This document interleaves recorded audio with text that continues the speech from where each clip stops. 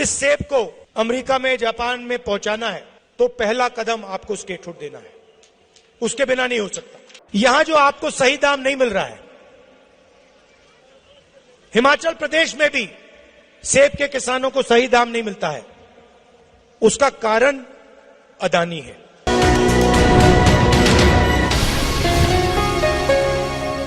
कांग्रेस नेता राहुल गांधी 2024 के लोकसभा चुनाव के बाद उनकी पदवी बढ़ गई है और नेता प्रतिपक्ष के तौर पर वो पार्लियामेंट में स्थापित हो गए हैं। शानदार नेता हैं, बढ़िया बोलते हैं, कई बड़े मुद्दों को उठाते हैं। इलेक्टोरल बॉन्ड जैसे मुद्दों पर उन्होंने शुरुआत की और उसको मुद्दा बनाने की कोशिश की।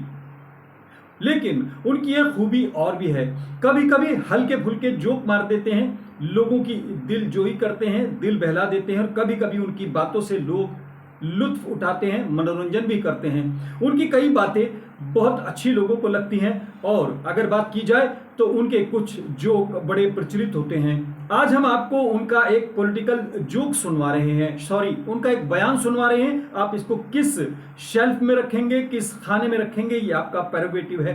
राहुल गांधी जी का ये बयान सुनिए, फिर हम आपको बताएंगे कि आप इसको किस किस नजरिए से सोच सकते हैं या हम किस नजरिए से सोच रहे हैं, इस पर हम बात करेंगे। पहले राहुल जी का ये बयान सुन लीजिए। और आज जो भी विपक्ष करवाना चाहता है हम करवा देते हैं। वो कानून लाते हैं, हम उनके सामने खड़े हो जाते हैं। वो कानून पास नहीं करते हैं, नया कानून लाते हैं। तो जो कॉन्फिडेंस इनकी थी पहले, वो अब खत्म हो गई है। नरेंद्र मोदी जी को की जो साइकोलॉजी है उसको हमने तोड़ दिया है।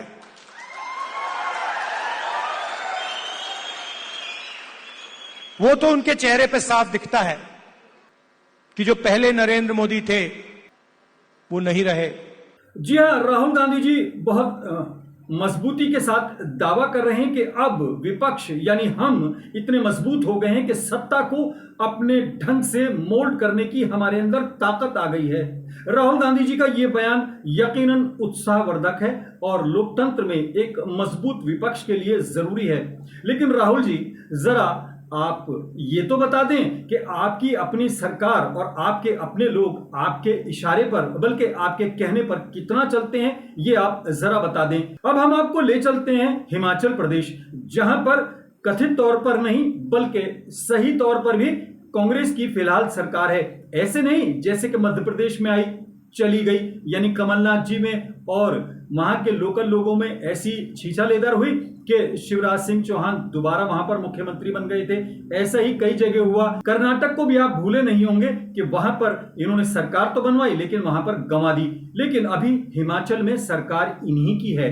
कल क्या होगा ये बात की बात है, लेकिन हम आपको बता रहे हैं कि हिमाचल में इनके एक मिनिस्टर हैं विक्रमादित्य, ये क्या कह रहे हैं पहले आप जरा सुन लीजिए। हमने जो बैठक करी थी यूडी की और म्युनिसिपल कॉरपोरेशन की, उसमें ये फैसला लिया गया है कि जितने भी स्ट्रीट वेंडर्स हैं, चाहे वो कोई सामान बेच रहे हैं, कोई गुड्स बेच रहे हैं, पर्टिकुलरली जो खान पीन का सामान बेच रहे हैं, कोई मोमोज बेच रहा है, कोई नूडल्स बेच रहा है, कोई और चीजें बेच रहा है, तो उसके ऊपर जो है हमको दोनों तरीके से, हाइजीनिक रूप से भी उसके ऊपर जो है एक्शन होना चाहिए, क्योंकि सफाई वाला खाना बिकना चाहिए। उसके लिए जो फूड एंड सिविल सप्लाईज के डिपार्टमेंट के लोग हैं वो उसके ऊपर देखेंगे। मगर क्योंकि इसमें बहुत सी चिंताएं लोगों ने व्यक्त करी थी और इसमें कुछ आशंकाएं भी व्यक्त करी गई थी, तो इसको हमने समझते हुए और जिस तरीके से उत्तर प्रदेश में भी वहां पर भी जो रेडी फड़ी वाले हैं खास करके, उनके लिए ये मैंडेटरी किया गया है कि वहां पर जो है आपको अपना उसमें नाम और आईडी लगाना होगा।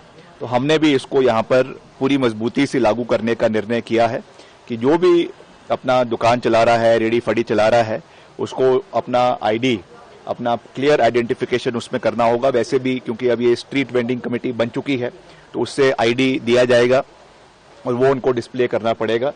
जी हाँ, जनता की भलाई के नाम पर, खास तौर से माइनॉरिटीज को खुश करने के नाम पर राहुल गांधी जी कभी कभी बड़े बड़े बयान देते हैं और कहते हैं कि हम सत्ता को अपने ढंग से मोल्ड करते हैं, सत्ता आज हमसे पूछकर काम करती है। लेकिन राहुल जी, क्या विक्रमादित्य ये जो बयान दे रहे हैं, ये हिमाचल प्रदेश के अंदर आप ही की सरकार के मंत्री हैं, क्या ये आपसे पूछकर बयान दे रहे थे या ये बयान आपने ही राइट किया था, यानी अलाउ किया था आपने? लेकिन विक्रमादित्य का ये बयान बेहद गंभीर है। उन्होंने जिस तरीके की राजनीति उत्तर प्रदेश में थी उसी का जिक्र करते हुए हिमाचल प्रदेश में भी वही राजनीति करने की बात की है। बयान आपने सुन ही लिया है। लेकिन खास बात यह हुई कि भले ही कांग्रेसी जागे हों या ना जागे हों, भले ही कथित मुस्लिम नेता जागे हों या ना जागे हों, भले ही माइनॉरिटीज के कथित ठेकेदार जागे हों या ना जागे हों, लेकिन जैसे ही बीजेपी ने विक्रमादित्य के इस बयान को लपका और समर्थन करने की बात कही तो कांग्रेस में भी खलबली मच गई। हमने शुरुआत की थी, रजिस्ट्रेशन होना चाहिए, वेरिफिकेशन होना चाहिए। हमने प्रोसेस स्ट्रीट वेंडर के लिए इस नियम की जो है वो एक पॉलिसी बना करके एक शुरुआत की थी। विक्रमादित्य जी ने जो स्टेटमेंट दी है उसमें बड़ी सीरियस एक बात है कि उन्होंने उस बात का जिक्र किया जिसके सिलसिले में हमने काम करना शुरू किया था हमारी सरकार ने।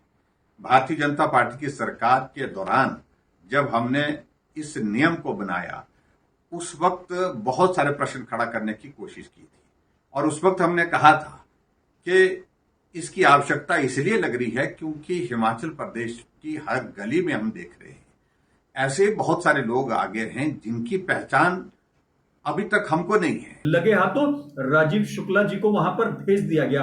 बहुचर्चित नाम है राजीव शुक्ला जी का, और अगर बात की जाए तो कहीं ना कहीं रिश्तेदारी के तौर पर भी इधर इनकी रिश्तेदारी निकल आएगी, यानी बीजेपी के अंदर उनको डैमेज कंट्रोल के नाम पर लगाया गया।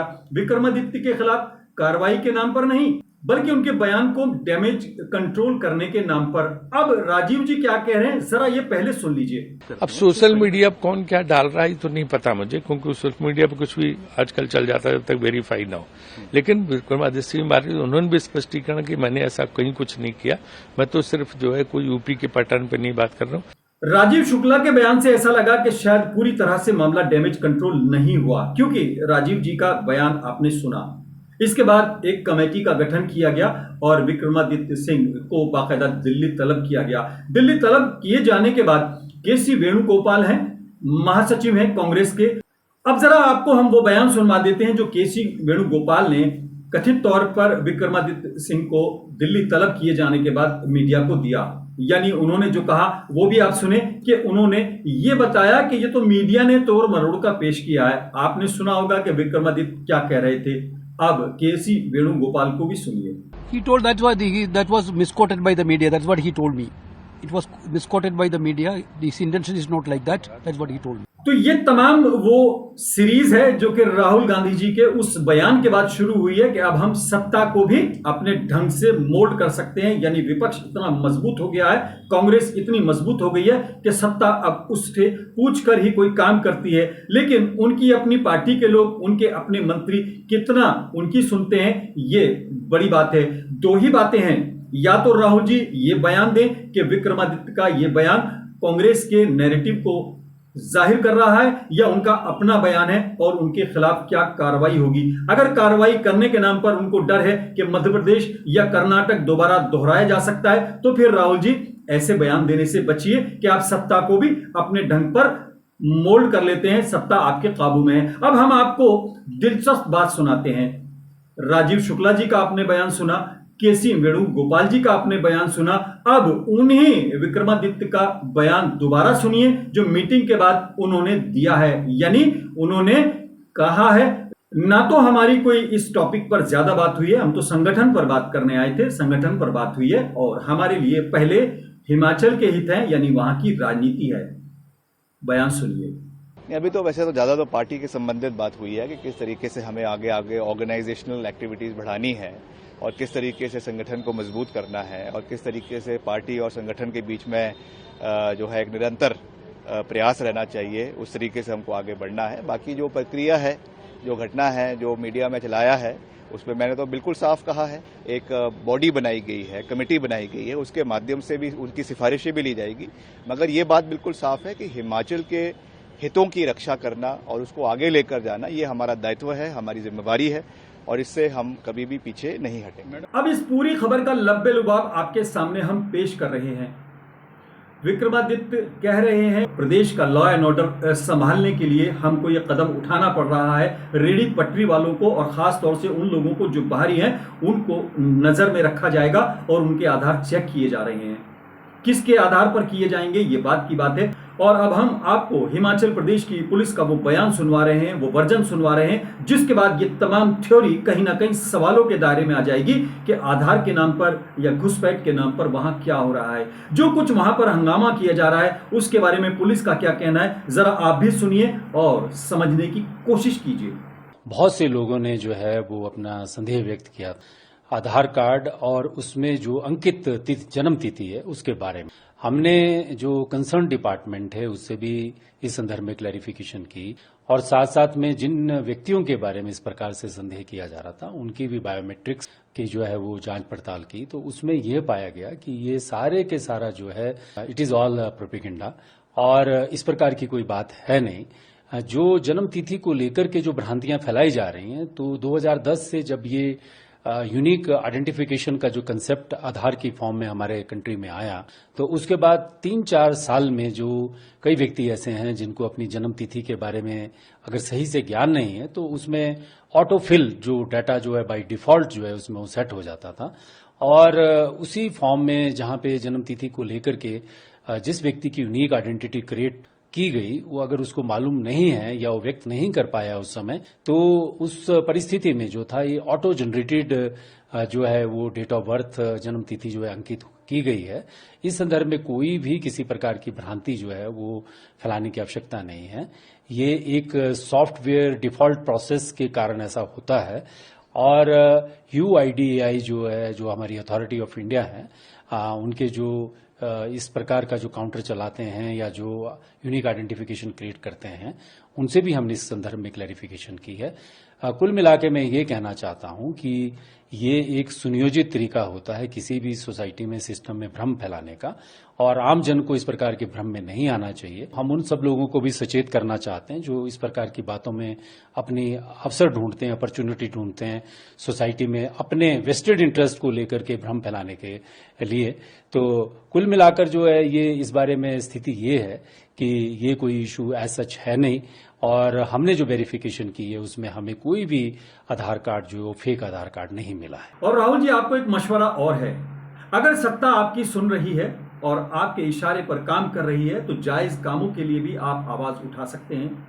आप ये भी पूछ सकते हैं कि ज़किया जाफरी जो कि विधवा हैं एहसान जाफरी की, उनके केस के अंदर अभी फिलहाल में क्या हो रहा है। वो आपके सांसद थे, आपकी पार्टी के नेता थे, उनकी विधवा दर-दर भटक रही हैं, बूढ़ी हो गई हैं, उनकी आवाज बन सकते हैं आप, क्योंकि आप ही का दावा है कि आप विपक्ष के अंदर रहकर जनता की आवाज उठाएंगे। बिल्किस बानो हो या फिर और तमाम नाम हो, उस पर आपकी आवाज कितनी उठी ये आप जरा याद दिला दीजिएगा। ये इतनी लंबी चौड़ी बात हम आपसे क्यों कर रहे हैं?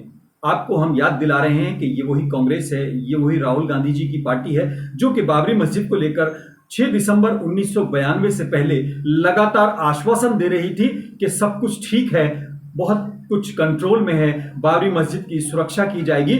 लेकिन जो हुआ वो आपके सामने है। उसके बाद एक बयान आया कांग्रेसी प्रधानमंत्री की तरफ से, पीवी नरसिम्हा राव जी ने जो बयान दूरदर्शन पर दिया था, हमने इन आंखों से देखा था और इन कानों से सुना था। उसमें उन्होंने जो कहा था वो आपको भी याद आ जाएगा कि बाबरी मस्जिद की शहादत अफसोसनाक है और हम बहुत जल्दी वहीं पर दोबारा बाबरी मस्जिद बनाएंगे। उसके बाद कभी कांग्रेस की तरफ से ये बयान आया हो तो आप हमको याद दिला दीजिएगा। हम पुरानी बातों में नहीं जाना चाहते। आज राहुल गांधी कह रहे हैं कि सत्ता उनके इशारे पर नाचती है, सत्ता उनके कंट्रोल में है और सच्चाई है कि उनकी अपनी ही पार्टी कितनी कंट्रोल में है, उनके अपने ही मिनिस्टर कितने कंट्रोल में है, यह आपने देखा। हम आपको एक बात और याद दिला दें, ये वही कांग्रेस है जिसके जमाने में आसाम में नरसंहार हुआ, ये वही कांग्रेस है जिसके जमाने में मेरठ के अंदर नरसंहार हुआ, ये वही कांग्रेस है जिसके जमाने में माइनॉरिटीज के साथ 1984 के अंदर नरसंहार हुआ और सैकड़ों लोगों को सड़क के ऊपर न सिर्फ बेइज्जत किया गया बल्कि उनकी जिंदगियों से खिलवाड़ किया गया। ये वही कांग्रेस है जिसके जमाने में मुरादाबाद के अंदर नरसंहार किया गया, ईदगाह के अंदर चारों तरफ से घेर कर खेल किया गया खूनी। इसके अलावा हम आपको याद दिला दें जमशेदपुर और तमाम चीजें और आपको एक और बात याद दिला दें जाते जाते, आसाम के नरसंहार के ऊपर बाकायदा तिवारी कमीशन बनाया गया और उस कमीशन की रिपोर्ट आज तक जांच रिपोर्ट पटल पर नहीं रखी गई। 1983 और 2024 ऐसे ही मुरादाबाद के दंगों के ऊपर, नरसंहार के ऊपर बाकायदा सक्सेना कमीशन बनाया गया। उसके बारे में कांग्रेस की तरफ से क्या कहा गया ये आज तक किसी को नहीं मालूम। राहुल जी, बड़ी बड़ी बातें करना बहुत अच्छा लगता है क्योंकि बड़ी बातें करने पर कोई टैक्स नहीं है, कोई जवाबदेही नहीं है। लेकिन अब आप नेता प्रतिपक्ष हैं, थोड़ा सा वो बातें कीजिए जो आपके काबू में है। आप बहुत अच्छे लीडर हैं, बहुत अच्छे इंसान हैं और लोगों का दिल भी बहलाते हैं, लेकिन कम से कम माइनॉरिटीज का, उन लोगों का दिल तो ना दुखाइए जो कि आपसे बहुत उम्मीद करते हैं। अपने दर्शकों से हम रिक्वेस्ट करते हैं कि इस छोटे से मंच को, हमारे चैनल को आप सब्सक्राइब कीजिए और आप अपने सजेशंस भी हमको दे सकते हैं। आपके सुझावों का स्वागत रहेगा। आज फिलहाल इतना ही। अपने मेजबान आजाद खालिद को इजाजत दें।